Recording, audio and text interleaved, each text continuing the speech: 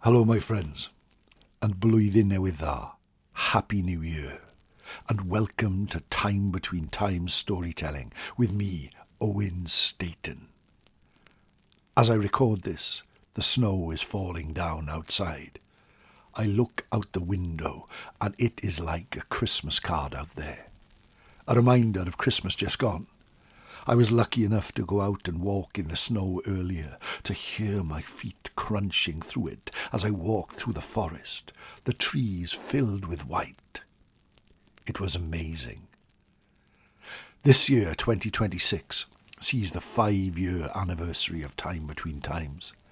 5 years since I first sat down and recorded an episode of this podcast. That first week I had 6 listeners. And some of those 6 are still with us now. So diolch o galon, thank you very much for that. If you are a listener and the show means something to you, why not send me a voice note to owenstaton@aol.com, and if you're happy, I will play it on the show. I would love to hear from some of you who have sat through many of these tales at the fire pit, at the heart of the forest. It doesn't matter if you've been here for 3 weeks or 4.5 years. Every one of you is welcome here.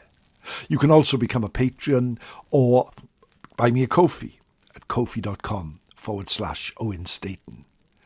All those are immensely appreciated. I have loads of good stuff coming for you, loads of live performances this year as well. So it'll be great to get back out there and meet you, and there will be some announcements for that coming soon. But in the meantime, I thought I would just sit down and tell you a story, because it's been a little while. And today we go all the way to the bustling streets of London, to St. James's Church on Garlick Hill, for a spooky old ghost story. Because, who knows, I could have done something on new beginnings. I could have done something on the goals we have in 2026. But no, let's double down on the spooky. Let's go back to what we know best. A creepy old tale to start the year. But that doesn't mean that your goals are not important, that being kind is not important, and knowing you have a place at the fire pit, at the heart of the forest, at the time between times, is the most important at all. So sit back, relax, close your eyes if it's safe to do so, and imagine your feet are crunching through the snow in the forest. You come to the old mossy tower. Its top is filled with white, though its windows are just as dark. Looking in, you think of all those who have looked out over the years, the hopes and dreams they had for the future. The wall is filled with moss and is freezing cold when you touch it. But you step back and look at the babbling brook, which is neither running nor babbling, but is solid with ice. You run your finger along the top and feel the cold. Then pop over, and there it is in the forest, that wispy smoke rising to the sky. You look up and see that the sun and the moon share the same sky, and here you are at the fire pit at the heart of the forest. For this is the time between times, the time it's neither night nor day, but the sun has gone and the sky is grey, the time when the veil between our world and the fairy world grows wafer thin, so thin that for a moment, just a moment, you can reach into that realm, and for a moment it can reach into ours, because now is the time that people see lights in the sky. Now is the time that people see the Tylwyth Teg. Now is the time of ghosts.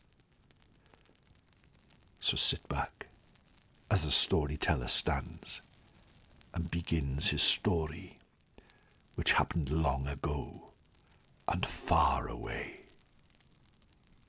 There is a strange thing about London. For all its noise, its movement, its roar of buses and voices and boots on stone, London is a city that remembers how to be quiet. And if you know where to stand, if you know where to stop, you can still hear it breathing. And tonight, at the time between times, I want to take you to a place where the city exhales. Not a grand cathedral, not a place of kings or crowns, but to a church tucked into the folds of the square mile, where a man without a name lay beneath the floor for centuries, and where some say he still refuses to leave. For this is the story of St. James's Church on Garlick Hill, and this is the story of Jimmy Garlick.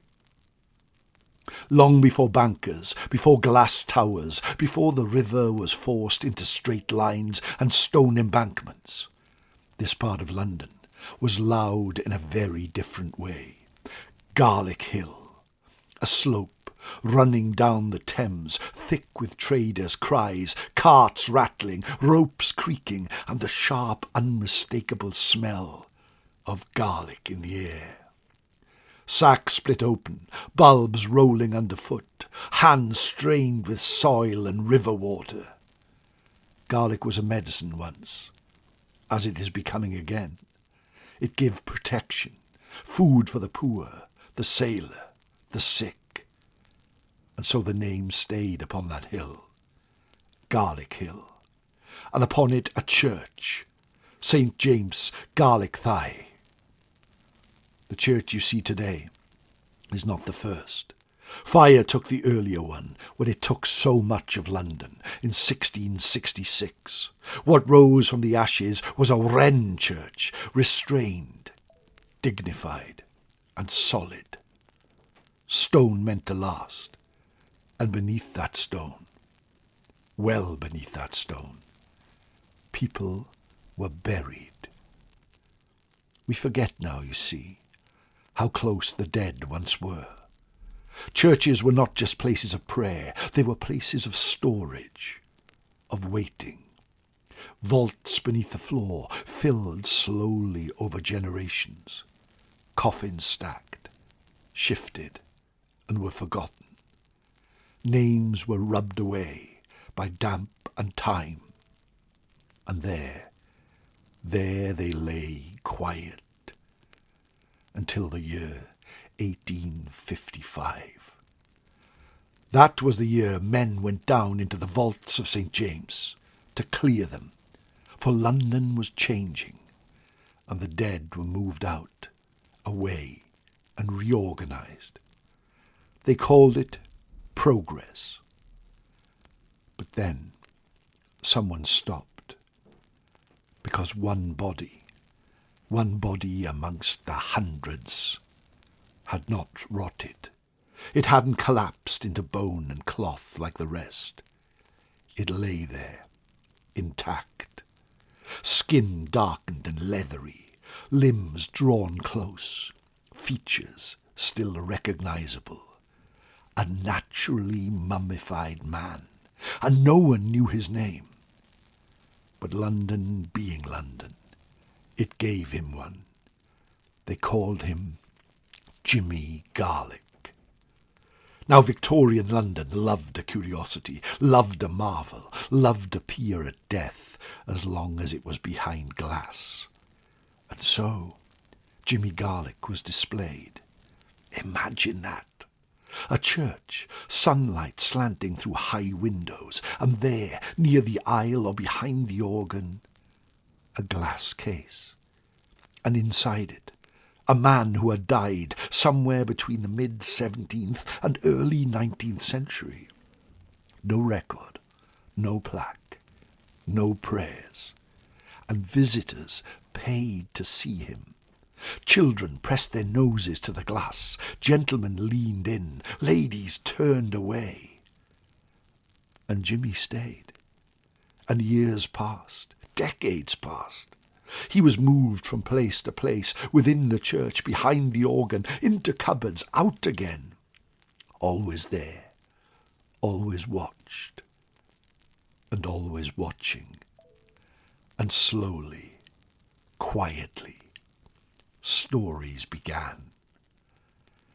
It never starts with a scream, does it? Ghost stories rarely do. They start with a feeling that someone is standing right behind you, close enough that if you turned too quickly, you'd bump into them. Church vergers spoke of unease. Visitors lingered less than they were meant to. People lowered their voices without knowing why. And footsteps were heard when the building was locked. A sense of being observed near the place where Jimmy had been kept. And sometimes, not often, but enough, a figure, grey, just standing there, arms crossed, folded across its chest, watching the altar. Now during the Blitz, when fire fell from the sky and London burned again, a fireman is said to have seen a pale figure standing there inside the church. He shouted, but the figure did not move. It did not answer. It just faded away. Now, modern science, when it finally examined Jimmy Garlick, it told us a few things. He was elderly when he died.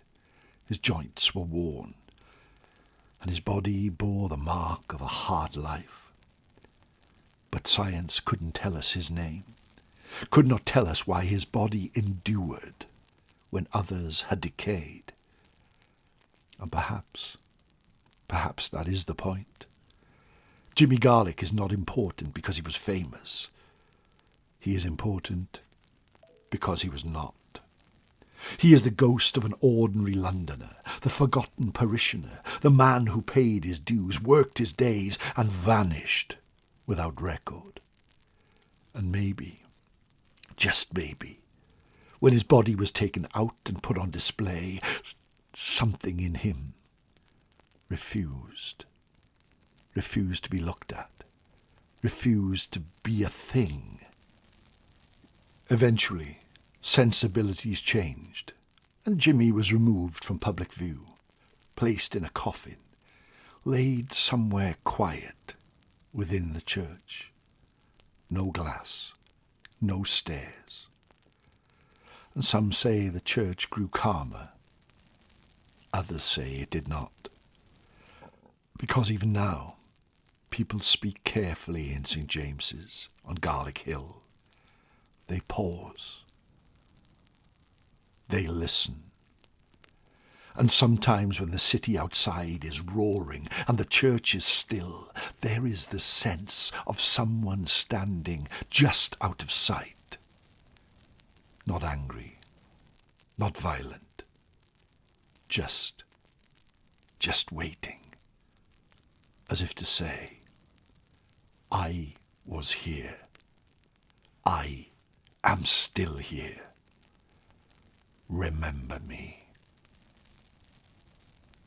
Now London is full of ghosts, but Jimmy Garlick is different. He is not a lord, not a monk, not a lady in white. He is simply a man who lay beneath the church, undisturbed, until curiosity woke him. Perhaps that is the true warning of his story, that the dead are not gone. They're only quiet, and that sometimes, just sometimes, we should let them sleep. And that, my friends, is the strange tale of Jimmy Garlick from St. James's Church in London, on Garlick Hill. An eerie tale going back centuries, and a good tale to start the year of 2026, at the time between times. Thank you so much for joining me. Thank you for being here, and continuing to be here. And remember, if you have a voice note or would like to say something about the show, why not send it to me at owenstaton@aol.com. I would love to hear from you. Diolch yn fawr. Thank you for coming here and being with me as the snow falls and the night starts to get dark. And take care, for I will see you soon. Nos da.